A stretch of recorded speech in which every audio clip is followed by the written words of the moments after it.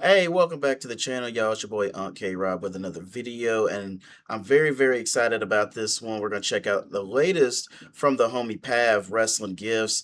And man, I gotta tell you, as a wrestling fan, I was born on the late end of Jim Crockett Promotions. So I was basically born into Horseman country. I'm from Georgia. Georgia is Horseman country, and Ric Flair is he's Ric Flair.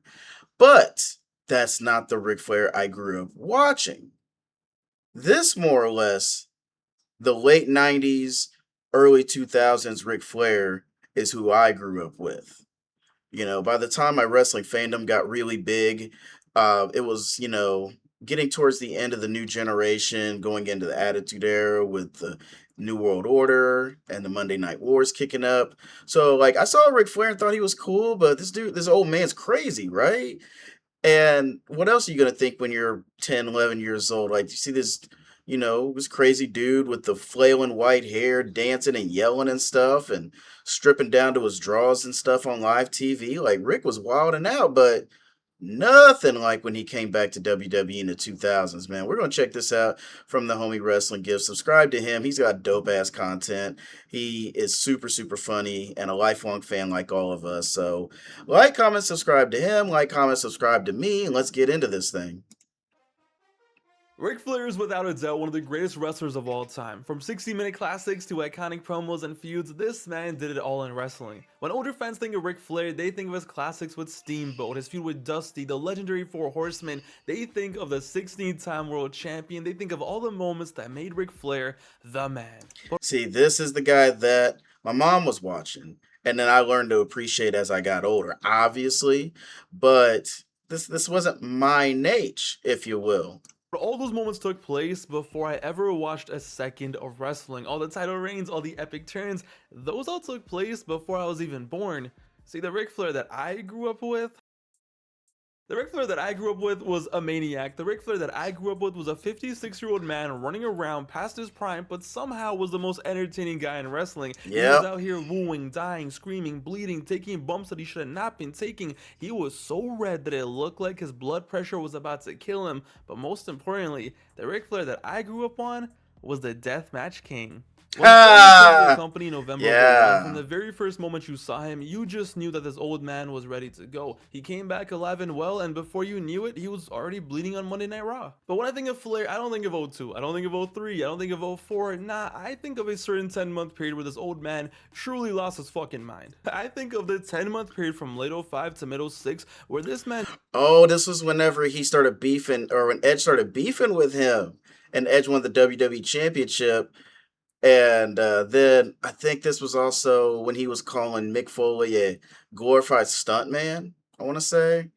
Yeah, Rick was out of pocket. did the most random and the craziest shit that a 56-year-old man should never do. This man took so much punishment, popped so many vessels, participated in the craziest matches, and bled so much in that time span, he could have funded an entire blood drive by himself. Ladies and gentlemen, I bring to you the Ric Flair that I grew up on. I present to you the most insane 10 months a senior citizen has ever had in a wrestling ring. I bring you Ric Flair at his best. And it all began with the Triple H feud in October of '05. Let's get into it.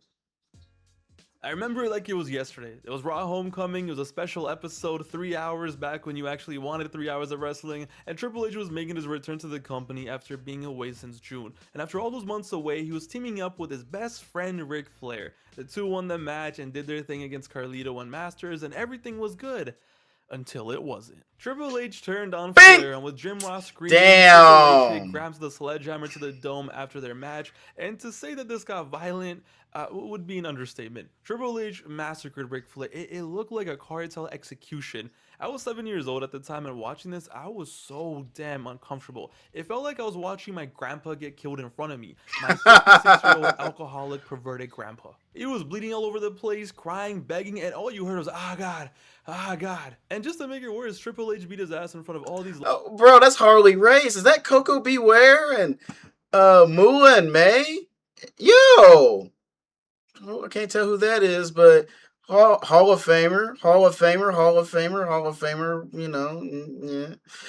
Dog, this was crazy as hell to watch. I want to say this was I had was just about to either start or we had started senior year of high school when this happened. Legends in the front row, and they just sat there. Triple H assassinated Ric Flair. Low-key traumatized, said Dusty's Brody. You see, I there. had never seen Triple H without Flair at this point in my life. All I knew was Triple H and Ric Flair were together, and now he had just killed him. Dog, this shit was so disrespectful. Raw went to commercial, came back, and all you still heard was, I got. Trips was still beating his ass after the break. He ended up sending him to the hospital in a limo, because why not? It's Ric Flair, and Flair left Raw homecoming barely breathing. After 4 long years, Triple H had finally turned on Flair. After everything they had been through, after being by Triple H's side as he buried the Raw roster, the friendship was over.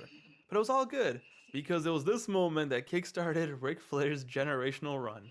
2 weeks later on Raw, Ric Flair was back. He was alive somehow, bandage on his head, suit on, looking quite dapper, I must say. Flair was back, and at first it seemed like just a normal promo. He was telling the world how he was not washed, he was not afraid of Triple H, and that Triple H will not end his career. But remember, there are no such things as a normal Ric Flair promo. Flair, after yelling how he's 20 years older than Triple H, but it doesn't matter, takes his coat off and drops an elbow on it. Senile old Bink. man loves doing elbows on his coat, nothing we haven't seen before. But then you started noticing something.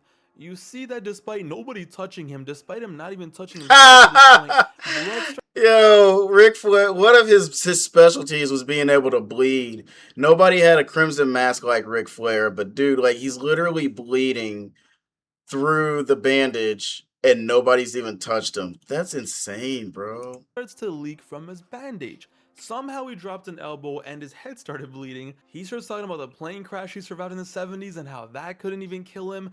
And then you see that the blood though keeps dripping and his face is getting more red.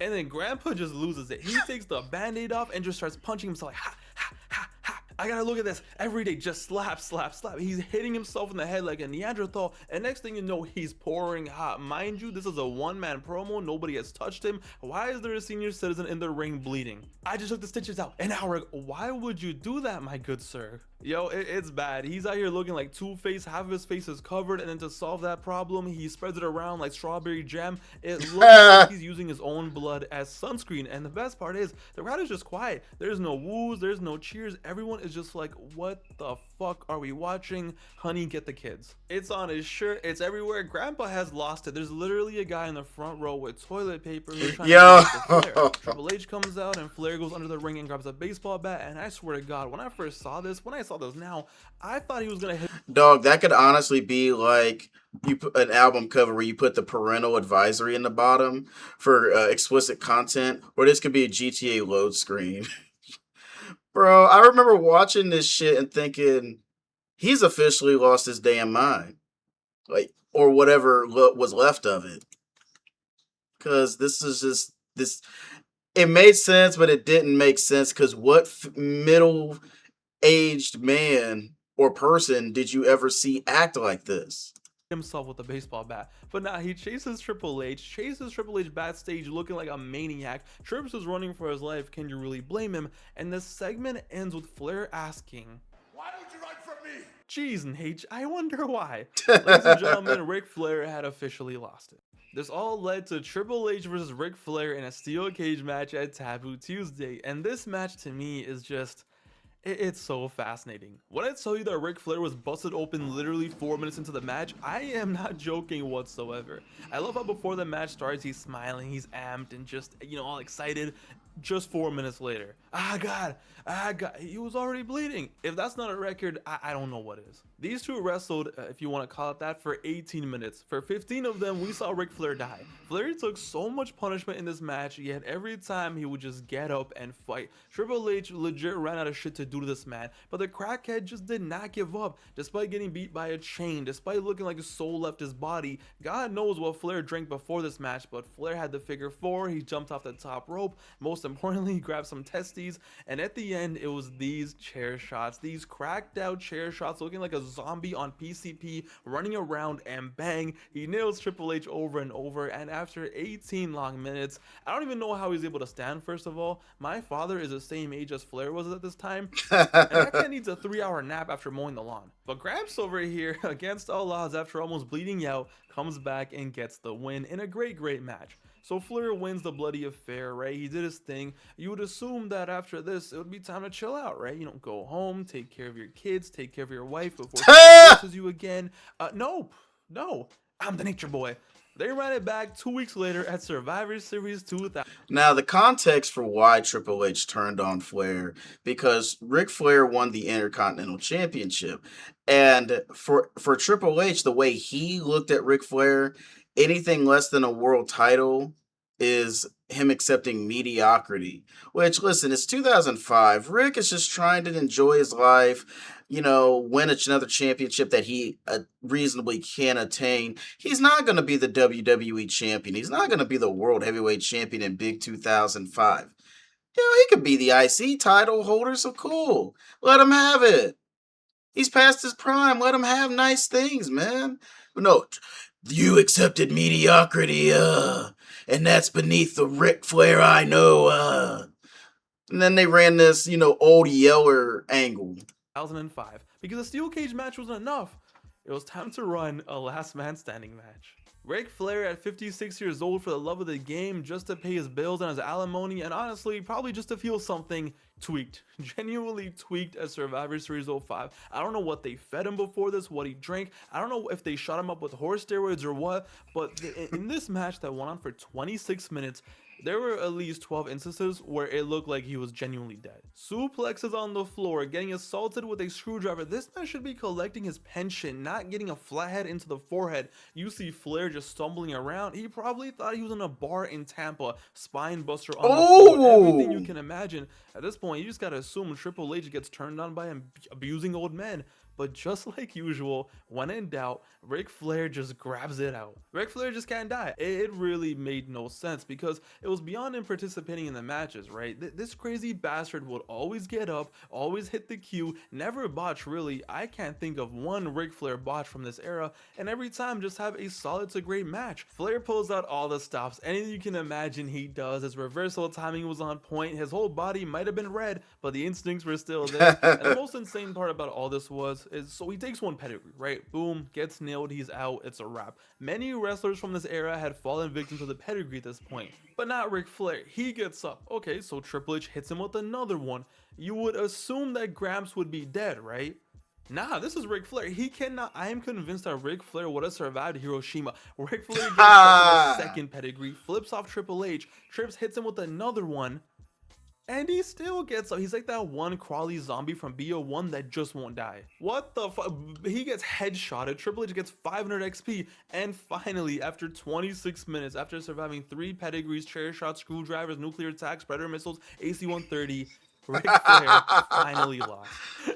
After all that, Triple H might have won officially, but fam, the Nature Boy was the true winner. Flair, like I said at this point, was 56 years old, and in a 1-month span, he bled more than the average person bleeds in their entire lifetime. He's had aneurysms, survived war crimes, beat Triple H, he did his thing, and once again, you would assume at this point, it's time for a break, right? Flair, please go back to your normal matches, maybe start thinking about retirement, get it out of your system, maybe it's time for you to finally calm down. Do you know this man? Dog, he was just getting started, bro. Like this run was insane.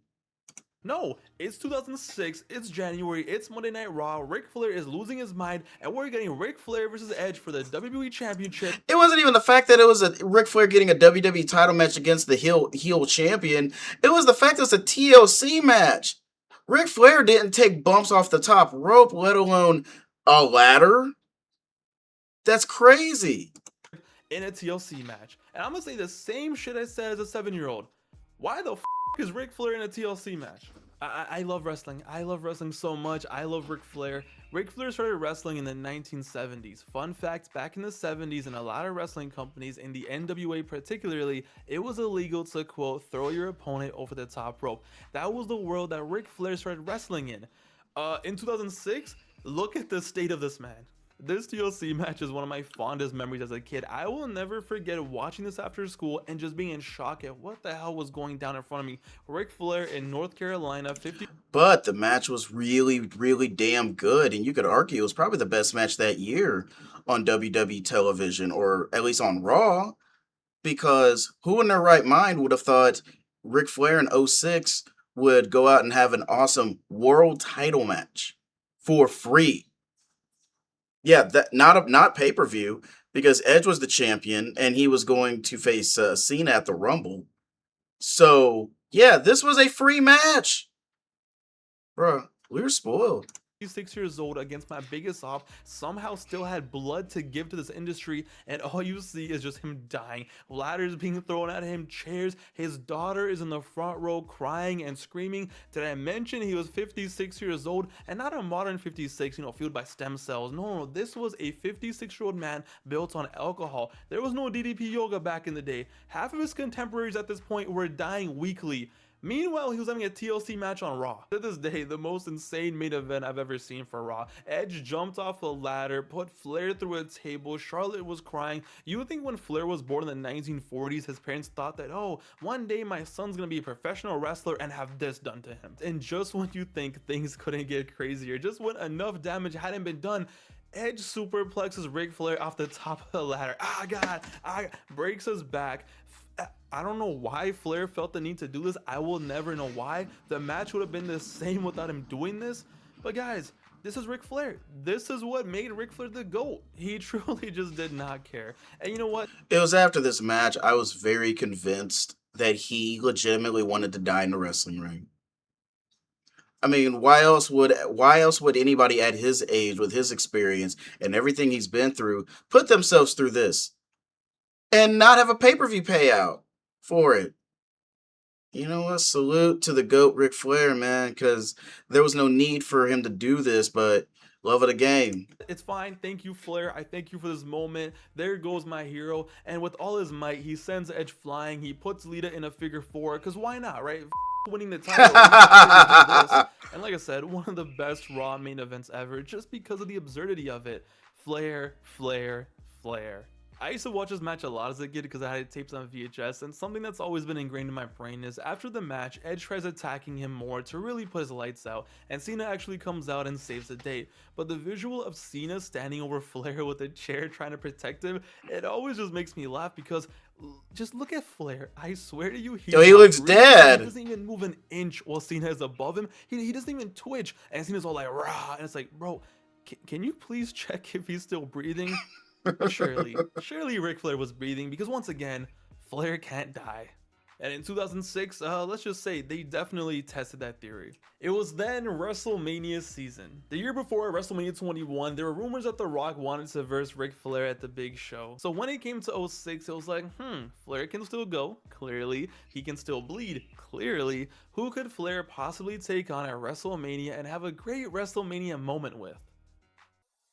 Flair, we need you to sacrifice again, pal. Ladies and gentlemen, it's WrestleMania 22. It's big time. It's Chicago. It's an amazing show. And Ric Flair is in the Money in the Bank ladder match because why not? If this isn't the definition of just doing side quests, I don't know what is. Ric Flair, at 57 years old, was in a 6-man ladder match at WrestleMania. Ric Flair, in his 30-year career, never participated in a ladder match.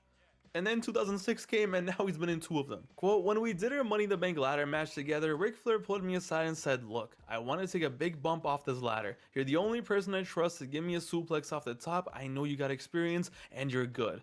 Matt Hardy. Flair got his WrestleMania moment, alright, trust me, middle of the ring, 20,000 people cheering, and boom, Ric Flair breaks his back again. 31 years later, after the plane crash he survived, he felt the same impact on this one more time. Ah, God. Referees throw up the X, he gets carried away, fans chant Flair, Flair, Flair, and it's like, brother, TLC match, ladder match, cage match, last man standing match, bleeding during promos. Just when you thought this old man couldn't get crazier, he found a way, and especially on the biggest stage of them all. But wait, he wasn't done. I told you Ric Flair cannot die. Ric Flair could survive lethal injection at this point. Just 5 minutes later, he stumbles out. God knows what he took in the back to be numb. He starts chopping. He starts punching. He probably didn't even know where he probably thought he was at Starrcade 86. And somehow the madman found himself alone in the ring. He climbs the ladder. He touches a briefcase. He can sense it. He can feel it. He can taste it. He can smell it. And for the love of the game, he dies again. Twice in one night. 57 years old. Also, not for nothing, Fit Finley's in that match, and I believe he was pushing 50. at the time. Uh, Bro, built different. Built different. Ric Flair takes another ladder bump. Why, Rick? Why? His back now was definitely broken. And yo, this bump looked even worse than the suplex. Just free falling from the ladder like, Lord, take me now. Put him on a white tee, put him next to X. Yo, Mr. Flair, you wanted your WrestleMania moment? You got it. So at this point in a 6-month period, Ric Flair had an insane run. Old man running around doing every single extreme match you can imagine. He was doing matches that Little Me would have booked in SVR GM mode. He was out here earning his pay, doing his thing, and you would assume, there's that word again, assume that after a Money in the Bank match, he would be done, time to relax, time to breathe, time to chill. Ladies and gentlemen, you will not believe what other match he competed in just 2 months later. Ric Flair versus The Big Show for the ECW Championship in an Extreme Rules match live on ECW, because why the not? Nothing. Boys and girls, nothing is more insane than the idea that on a random Tuesday, Ric Flair at 57 years old, I gotta keep mentioning it, walked into an ECW show and main evented it against The Big Show of all people in an Extreme Rules match. I don't know whose idea this was, how, what, where. Well, I'm gonna be honest, I don't even know how this was even legal, but it was awesome. Ric Flair at the time was in a feud with Mick Foley, a feud based on real life beef, because a few years prior to this, Flair released a book, and in the book trash talked Foley and basically called him a bum. Well, they made it into a real life storyline, and these two would cut some insane promos. Ric Flair, as you would expect, would pull up to Raw and just lose his mind every single time. Mick Foley, you are a glorified stuntman. He would take his coat off, he would elbow the ring, all because he was tired of people worshiping Foley and his stunts. He was tired about hearing about how Foley was God. He even said that after he had that TLC match with Edge, the next day he woke up and said, "Where's Mick Foley? That's you." So because of that, because Foley left him a bloody mess at Vengeance 06, Flair wanted to prove to the world and to Foley that he could do what Foley does easily, that he wasn't scared of weapons, that he too could be extreme, which by the way, Rick, you've already proven that, buddy. There is no need for this. Your kids miss you at home. But apparently there was. So to prove that he could be extreme, he went to ECW, and here we were. It was Ric Flair in an Extreme Rules match on ECW. So the match starts and Ric Flair just gets destroyed. He gets thrown around, tossed around, we cut to break, we come back from break to the surprise of absolutely no one. Ric Flair, for probably the 10th time in the past 8 months, was bleeding again. At this point, Ric Flair was more guaranteed than a period. You know he was going to bleed every month. He was never missing it. He's busted wide open 3 minutes into the match. He's flopping, he's falling. It's Ric Flair, but just like usual, he cannot die. He fights back. He crawls, he scratches, he gets his back broken. But at this point, his back had been broken so many times, he probably didn't even feel anything. So for the most part, this looked like it was going to be a Big Show squash match. I mean, he did just win the title the week before. Of course, he was going to destroy the 57-year-old man. But nah, Ric Flair ain't no hoe. Bing! Ric Flair spams low blows. He out here spams them like Steph Curry in 2016 was spamming threes. Bang, bang, bang. And then this crackhead brings in a garbage can of fun. Next thing you know, Ric Flair has a barbed wire bat straight into Big Show's dome. Flair goes nuts. Show is cooked. There's barbed wire everywhere. Trash cans are being dented. Chair shots everywhere. Mind you, the crowd is loving it. And boys and girls, just when you thought you had seen it all, just when you thought it couldn't get any more crazier, it's Ric Flair. It's the mid-2000s. He's apparently the deathmatch king. Flair pulls out the thumbtack. Bro, what? I don't remember this. I mean, I didn't really want to watch ECW like that anyway, but uh, salute. Salute Ric Flair. Wow. Yes, yes, yes. Something that you never would have ever imagined in the 90s. There's thumbtacks all over the ring. Ric Flair brings them out. And what happens? What do you think happens? For the love of the game, Gramps does it again. He hits Show with the chair and sends him falling into the tacks. Listen, the greatest. Ric Flair is truly the GOAT. Now, does he win this match? No, of course he doesn't. He gets cooked. He gets destroyed. He gets bamboozled. He gets absolutely assaulted. Does he take a bump on the tacks at 57 years old? Of course he does. Does he roll all over them? Of course he does. Ric Flair in ECW hitting low blows, chair shots, head shots, thumbtacks.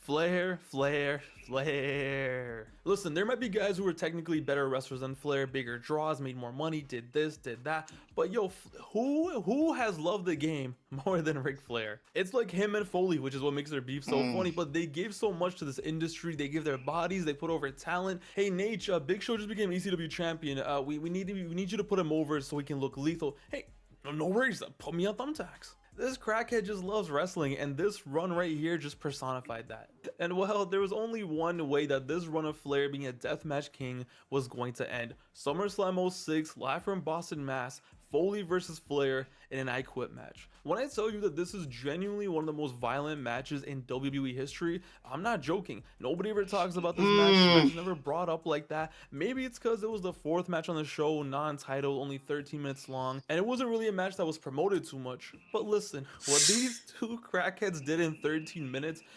it was wild. They genuinely went so much further than I remembered, more than anyone I think remembers, and at the end with the crowd being shook after speed running insanity in 13 minutes in the middle of a pay-per-view, Flair got the win and made the hardcore legends say I quit. Ladies and gentlemen, Ric Flair, the Deathmatch King. What a run, what a run. I don't know what possessed him, I don't know what was wrong with him. He was This was basically his Terry Funk middle-aged and crazy run in ECW.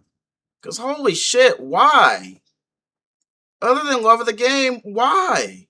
washed, he was old, whatever you want to call it. It didn't matter. For the love of the game, Flair just casually had the most insane 10-month period you can imagine. Put over so many guys, so many great extreme matches. Hey, Triple H just turned heel. We need him to really get over. I got you. Hey, we need Edge to... He just beat Cena. We need him to push him to the moon as a super heel. I got you. Flair, it's WrestleMania. We need somebody to die. I got you. Flair, it's ECW. Nobody watches this shit. Big Show just became champion. How do we make him lethal? I got you. Who bleeds during a one-man promo? Took a ladder bump at WrestleMania. My bad. 2 of them. Beat Foley in an I Quit match for the love of the game. Listen, some of the older fans, when they think of Flair, they think of the 70s, 80s, and 90s. Some younger fans than me might think of Ric Flair as the man who goes to bars in Tampa and planks. But for me, this is Ric Flair. I think of this. And jokes aside, to me, this is greatness. I think of greatness. What he did in his prime itself is amazing. We know that. But this 2000s run, this old man run, especially this 10-month period from October 05 to August 06, I'm just glad I got to witness this growing up. I'm glad I got to watch Monday Night Raw, see Ric Flair just doing his thing, watch a pay-per-view, see Ric Flair dying, all for the love of the game. Ladies and gentlemen, it was Ric Flair. It was a nature boy in the 2000s. He was insane, and what a time it was to be alive. Hey man, that was absolutely fire. Shout out to Wrestling Gives. Rick was so out of pocket at this time. Like he didn't need to do anything that he was doing. But TLC match, which is one of the best TV matches I've ever watched on Monday Night Raw, let me clarify. Taking back bumps in a Money in the Bank match. I Quit with Foley in Big 06. Keep in mind, SummerSlam 06, I'd already graduated high school. I'd at least been seeing Ric Flair on TV probably since about 93, since I really started paying attention to wrestling. There was no need for this. But hey, very few are made like Ric Flair. So shout out to Nate, shout out to Wrestling Gifts. That's already got a like from me. You should like this video and like this video right here and subscribe to your boy. Send me suggestions in the Discord. I will leave a link in the Discord and we would love to have you at our Discord Unks place. So I'll leave that there down below. Comment down below your favorite Ric Flair memories and moments. And I will see y'all in the next one. Peace.